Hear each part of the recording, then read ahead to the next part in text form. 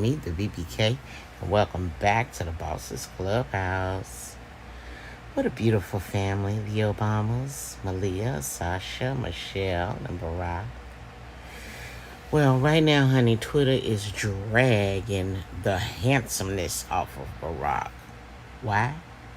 Well, you know, he let Malia's boyfriend move in with her. You know, like, I believe she's still staying with her parents. And he let him move in. Now they calling him a bad parent and oh, why you let him move in? She's what, 18 or 19 years old, I think, right now. She is a blossoming young adult. She is doing young adult things. And I know by her being the daughter of a former president, things can get a little sticky when you try to let them grow up like normal kids. They're not normal. All the way until they become senior citizens, they will never be normal because their dad was the first black president of the United States. He will always have a target on his back, and so will they. So now the way that I read it was that the young man got trapped over here. It really was simple as that. And it doesn't matter. And I think he was from Great Britain, from the UK over there somewhere. It doesn't matter whether he really had the money to have his own place or not. The fact that he is from another country is something that you want to consider. And then number two, he didn't intend to stay this long. So why make him be in a hotel? Why leave her having to sneak out and go over to the young man's spot? Just let him, go ahead and move in. And it's a temporary move in. It's nothing permanent. It's temporary. But why not let him go ahead and stay at the house? You can see everything. You get a better look at everything. And if he was going to harm her, or if somebody was going to try to harm her or kidnap her, well, at least they would have to try to break into his house to do it. And he would be well aware of who it was, and he could have a better opportunity to handle them, deal with them accordingly. But yeah, social media, they dragging this fine ass man. And I used to love me some Barack. I loved what he did as a president. I appreciated what he did as a president. He has a beautiful family.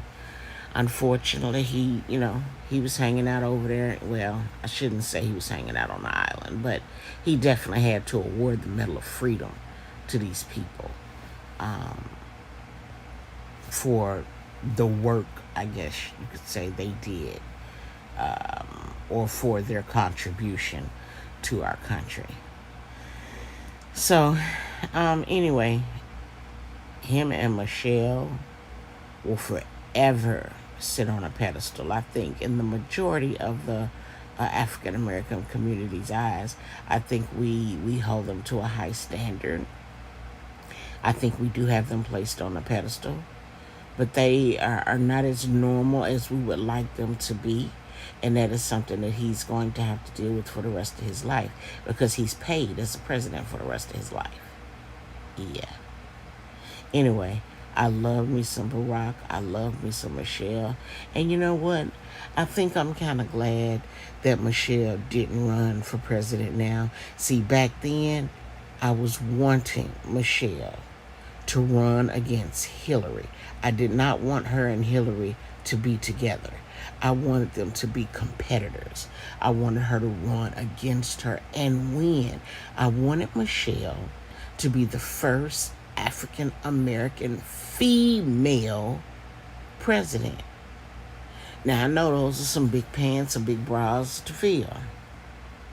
But she could have done it. Her husband did it. And we already knew what her and her husband was about. So America loves her.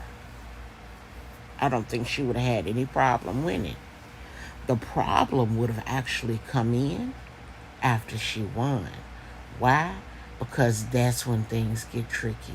That's when people have to sign in blood and sell their soul.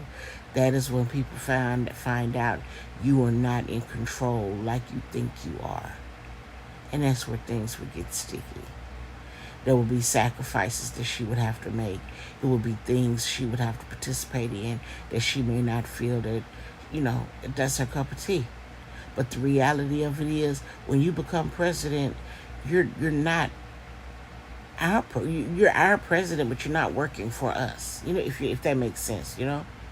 When you become president, you're actually a puppet on the string, and you work for the power players behind the scenes, the big tech four and the elites. And I dare not say the other name that begins with an I and ends with Adi. Yeah. You do what they tell you to do. You move how they tell you to move.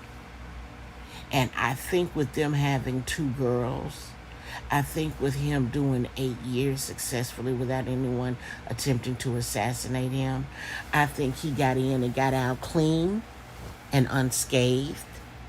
And the only way to keep that is to keep Michelle away from the White House. Keep her away from any of those political responsibilities.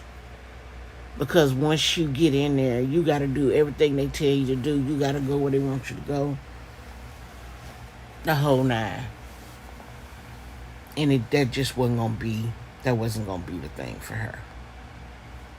It just wasn't going to be the thing for her, in my opinion. So, yeah, they're dragging him because he let Malia's boyfriend move in. Listen, these people are going to be in the spotlight again for the rest of their life. People was mad because she was smoking a joint. So what? She's a teenager in high school, on her way to college, I'm sure. That's what kids do at that age. They get high, they get drunk, they party, they wear very sexual clothes, little to none, leaving very little to the imagination.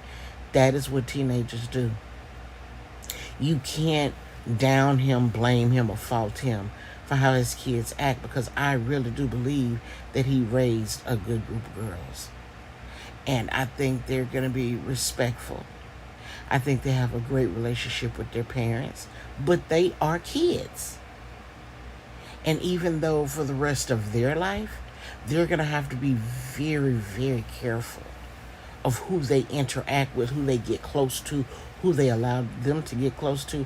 It's not by choice, it's by force. Why? Because their parents became one of the most powerful set of parents in the world for 8 years.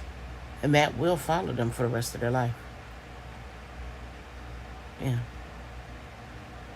The first black family welcomed into the group of the elites. Barack, Michelle, I wish you nothing but the best. More love, much power.